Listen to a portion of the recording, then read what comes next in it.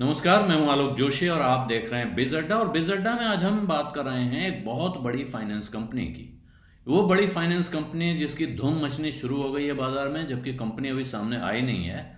रिलायंस की तरफ से ऐलान हो चुका है, आपको याद होगा कि वो अपनी जो कंपनी है उसकी जो एक सब्सिडरी है उनकी, जो जिसका नाम रिलायंस स्ट्रैटेजिक इन्वेस्टमेंट्स लिमिटेड है, उसको वो अपनी सारी फाइनेंशियल सर्विसेज को मिलाकर रिलायंस स्ट्रैटेजिक इन्वेस्टमेंट्स लिमिटेड को डिमर्ज करेंगे और उसका नाम होगा जियो फाइनेंशियल सर्विसेज लिमिटेड।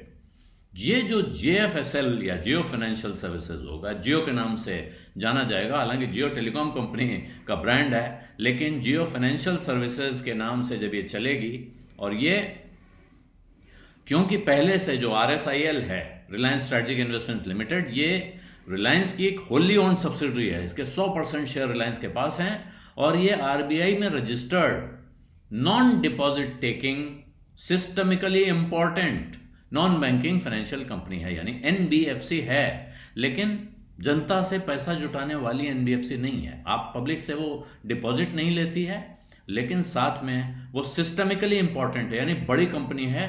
भारत के फाइनेंशियल सिस्टम की नजर से ये इंपॉर्टेंट कंपनी है। तो बहुत बड़ा एक कारोबार रिलायंस का नया खड़ा होने जा रहा है, बाहर आ रहा है।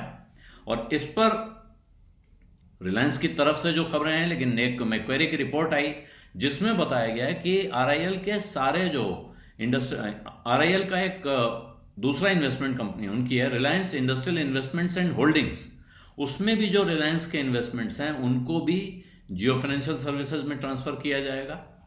वो पेट्रोलियम ट्रस्ट और Reliance services and holdings limited के रास्ते उस कंपनी के पास रिलायंस इंडस्ट्रीज के 6% से ज्यादा शेयर हैं। और ये जो 6% शेयर होता है रिलायंस का, इसका ही मतलब हो गया कि वो 1 लाख करोड़ रुपए की नेटवर्थ सिर्फ इन 6% शेयरों से आ जाती है।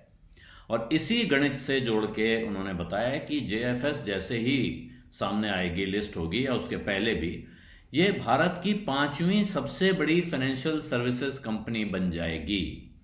तो ये जो फाइनेंशियल सर्विसेज कंपनी इतनी बड़ी होगी, और अगर आप अब तक के दूसरे कारोबार देख लें और रिलायंस का अपना कारोबार देख लें, जैसे ये रिटेल का काम, टेलीकॉम का काम कर रहे हैं, इसके साथ में ये लगभग 15,000 स्टोर्स इनके पास देश भर में हैं, जिनमें सुपरमार्केट जो फ्यूचर बाजार वाले इन्होंने जो लिए हैं, जिनको इन्होंने रिलायंस स्मार्ट बाजार नाम दिया है, पहले से जो रिलायंस रिटेल के स्टोर थे, ट्रेंड के, और सुपरमार्केट के साथ जो डिजिटल स्टोर, रिलायंस डिजिटल के अपने अलग स्टोर्स हैं, तो वो सब जोड़ेंगे तो 15,000 स्टोर वो हैं। और साथ में टेलीकॉम में 40 करोड़ लोग इनके ग्राहक हैं और रिटेल में 20 करोड़ ग्राहक हैं।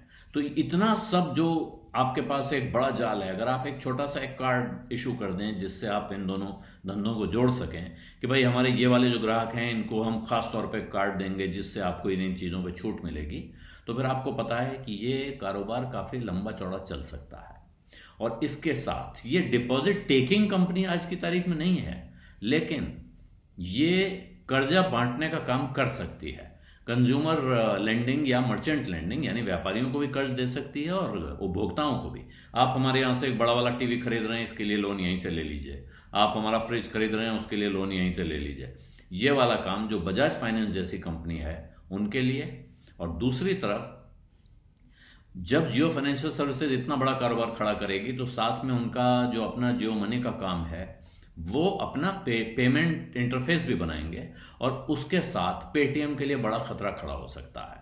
तो ये पेटीएम के लिए और बजाज फाइनेंस जैसी और तमाम कंपनियां हैं, केवल बजाज फाइनेंस इकलौती कंपनी नहीं है, बहुत सारी जो कंज्यूमर फाइनेंस के कारोबार में कंपनियां हैं, उन सब के लिए एक तरह का अब सीधा चैलेंज खड़ा हो रहा है।